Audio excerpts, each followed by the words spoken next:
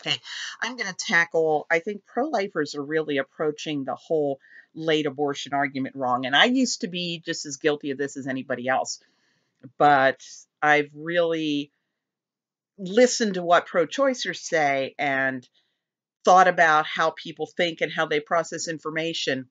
And I think that going straight for countering their defense of these late abortions is the wrong way to go about it. We've been instinctively going, they go, oh, they're just for these extremely compelling medical reasons. And we fall right into that trap and we start getting out the statistics and, trotting out Ron Fitzsimmons saying he lied through his teeth when he tried to, when he was passing along the late abortions are done for these serious medical reasons. We know that. Okay. But we're letting them lure us into trying to tell people something that they aren't emotionally ready to take in. Okay. Now think about if there was an organization that you trusted or a group of people that you really trusted. We'll just create an artificial charity. We'll call it Kindness Incorporated. And you've advocated for Kindness Incorporated all your life, and you've donated money to Kindness Incorporated, and you've had fundraisers for Kindness Incorporated. And then somebody came and told you that Kindness Incorporated was actually a front for giving puppies to dog fighting rings. You would not be ready to leap from Kindness Incorporated and everything you thought about them. These are nice people, straight to they're total monsters. You would not be able to make that huge leap. You would have to start getting slow pieces of evidence that Kindness Incorporated, maybe they weren't quite everything they said they were. Raising your curiosity in a way that's non-threatening, getting you to start thinking about, okay, what evidence has Kindness Incorporated put forward that they really are doing all these wonderful things and that they're not giving puppies to dog fighters, get you emotionally ready for you to look into this a little bit more yourself and make your own discovery. Sorry, my dog's smacking on a plate. Get yourself to where you're ready to look into this yourself. And that's the thing that we need to do with ordinary pro-choice citizens and maybe people who are kind of in the middle. I can't decide who's the good guys here. So I think trying to convince people that these horrible, horrible, absolutely staggering, mind-boggling things are happening, that's asking too much. That's too big of a leap. They can't get from well, just rare, tragic. Oh, I'd probably do it too if I was in that situation too. What these guys are telling, 6 months pregnant women that they're only 3 months pregnant women and, and doing all these horrible things. People aren't ready to make that emotional leap. And really, that's not the weakest point of the abortion lobby's argument. When they go in with those, horrible health situations, tackle it head on. Say, okay, let's, for the sake of argument, say that you're wanting that this woman comes to her doctor, she's 7 months pregnant, and she's got a serious life-threatening condition, and we need to end this pregnancy. And ask them, like, how would you end a pregnancy, okay? You're 8 months along. You have this sudden health emergency. You need to get this pregnancy over. Nobody is going to say, the first thing I'm going to do is I'm going to call Curtis Boyd and set up a late abortion. They're going to check me in the hospital and do an emergency C-section.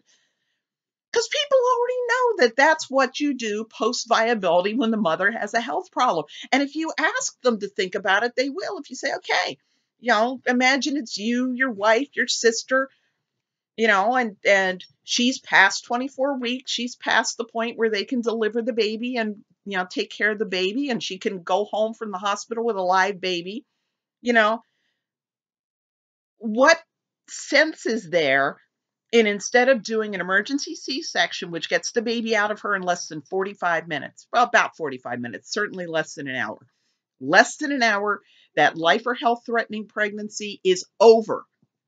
Okay? Less than 45 minutes to an hour. Life-threatening pregnancy is over. During this care, the woman's been in a fully equipped hospital. She's been attended by doctors and nurses. They've had everything they needed to treat both her health problem and any complications she might have. Everything that anybody knows about pregnancy, it makes sense to do that. Then you just point out these late abortions are not done in hospitals, they're done in clinics, and the pregnancy is not over in less than an hour. This takes 3 to 4 days. And the woman is spending those 3 to 4 days in a motel room. And she does not have doctors and nurses there. She has her mom or her sister or her friend or her baby daddy or her husband or whoever it is she brought with her. So you're saying that this woman has a serious health problem, that her life or health is at serious risk. But instead of putting her in a hospital with doctors and nurses and medical equipment, you're putting her in a motel room with her mom and a minibar. This just that in and of itself is ridiculous. And then you point out that she's going to go through labor and delivery, but they're going to day one do an invasive procedure, stick a needle through her abdomen into the baby's heart to kill the baby. Why do you need to kill the baby before you take it out? If the problem is that the pregnancy, the state of being pregnant is causing a danger to the mother, well, then you want to end the pregnant state. Why would you want to spend additional time making sure you get a dead baby, doing an additional procedure with those additional risks when supposedly her life and health are already at stake? Why would you be doing extra things to make sure the baby's dead and then diddle around for 3 or 4 days with the dead baby in there before you get it out? If you're going to induce labor, why do something first to kill the baby and have her, spend 3 or 4 days in a motel room with that dead baby in there before she pushes it out into a clinic toilet? If you were going to deliver this baby by inducing labor, why wouldn't you do it in a hospital? Okay, so just go for that. Just grant them. Okay, Wendy's coming for an abortion because Wendy's got this serious health problem. Or rather, okay, Wendy is past viability. This pregnancy is threatening her health. Which makes sense? Emergency C-section, or even inducing labor, or stick her in a hotel room with her mom in a minibar for 3 days with the dead baby in her for the express purpose of making sure that baby doesn't come out alive. They just go straight for it. Don't worry about whether maternal health indications are all of these late abortions or only 1 in a million of these late abortions. It totally doesn't matter because they're nonsensical to begin with. Okay? So that's dealt with life of the mother. Those are so easy. It just boggles my mind that pro-lifers don't just dive straight into that. Especially when you had that woman testify where the guy's questioning her, okay, you're saying health of the mother, woman's in labor, dilating, crowning. Would you still do the abortion? Oh, well, yes. Well, how do you justify she's in labor, we're going to stop and kill the baby before it comes out? There's no way they can justify it if you tackle it head on. And then the other thing is these sick baby conditions. And you go ahead and you talk about, start with, okay, instead of a couple of weeks before birth, we find out that there's something wrong with the baby. We find out at birth, okay? And the baby comes out and you look at the baby and it has whatever the problem is this baby has. Well, remember when I said in the outpatient clinic, how did they kill the baby? Needle into the heart. Would you say, oh, here's a sick baby. Let's take a huge syringe and jab him in the heart and inject the same drugs that it's considered cruel to use for executions because it's the same drugs. You would not do that if the baby was born. Why would you do that if the baby is a little bit younger? It's like, okay, my toddler gets diagnosed with this problem. So, we use hospice and we provide palliative care and we work this through. But, he's only 18 months old, not 2. Let's just kill him.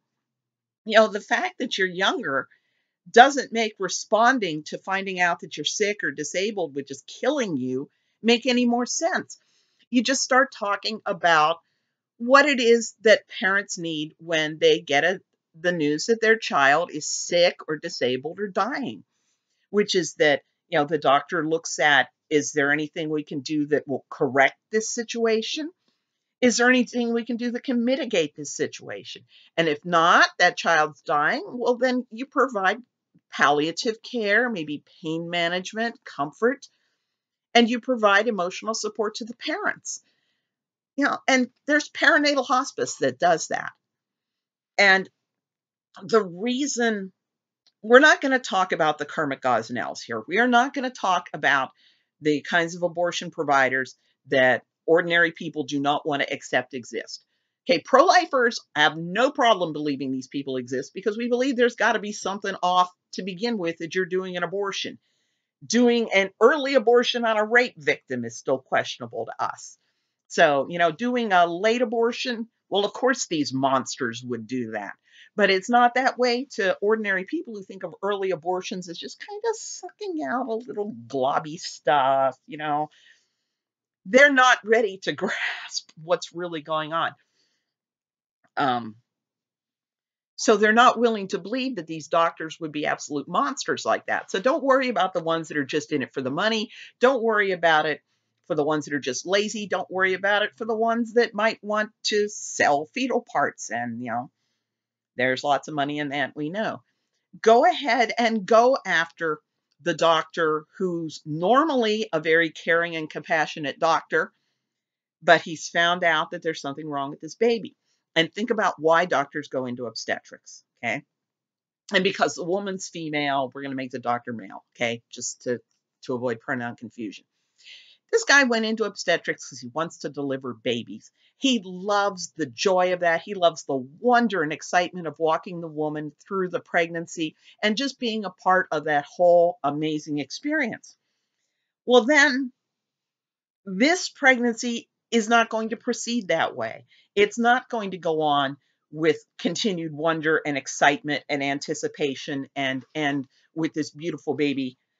It's going to be spending maybe weeks with this devastated mother that you just destroyed her life by giving her the worst news she's ever got. So you've got to face her. Visit after visit after visit after visit after the diagnosis you gave her crushed all her dreams. Okay? So you're that doctor. You don't want to do that. You don't want to be, after all this excitement, all these months, now you're getting to see her and you're the person who brought her this horrible news. And then you're walking with her on this extremely difficult journey. And, these doctors, they're not comfortable with that. So they want the situation to be gone. They want this pregnancy over.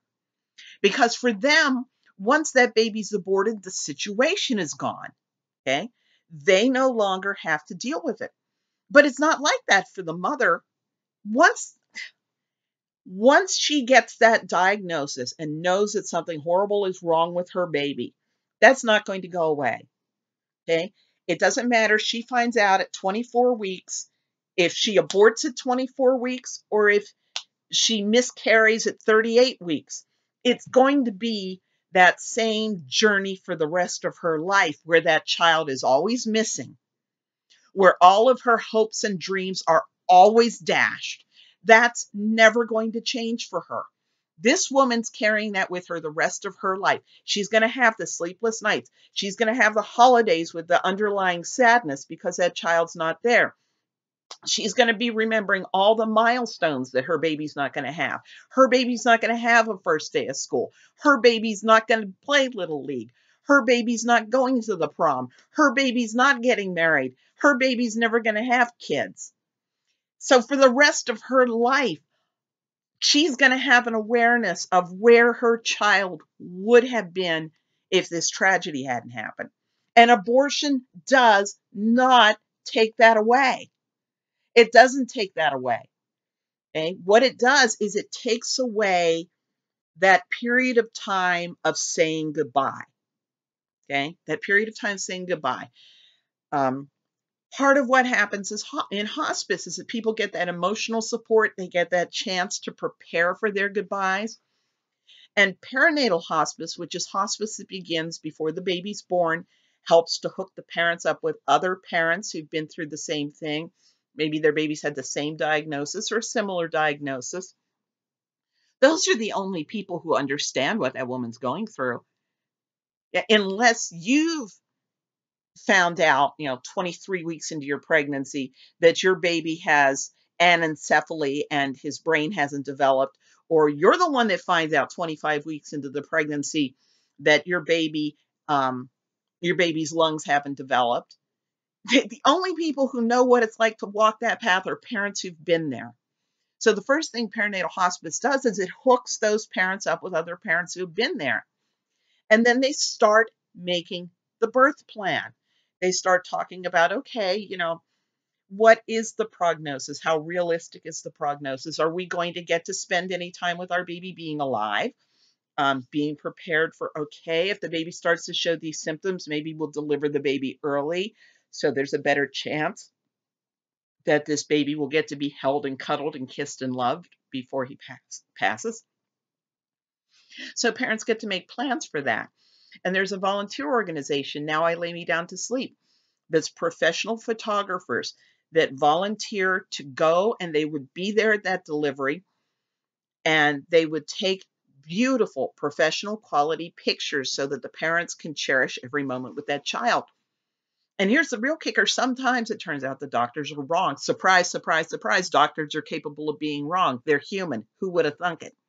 Okay. You go to the Be Not Afraid website. It's a support website for parents who face prenatal diagnoses. And there's a ton of stories where, the doctor said this baby's not going to survive till delivery. If this baby survives delivery, he's only going to last a few hours. And either the situation wasn't nearly as bad as the doctor said, or the baby was actually healthy. There was nothing wrong. For some reason, there was a misdiagnosis. Now, when you go with the abortion, you completely eliminate that possibility. Okay. If the baby dies, if you kill that baby, there's no chance of later finding out that the doctor made a mistake. If the doctor made a mistake, too bad, that baby's dead.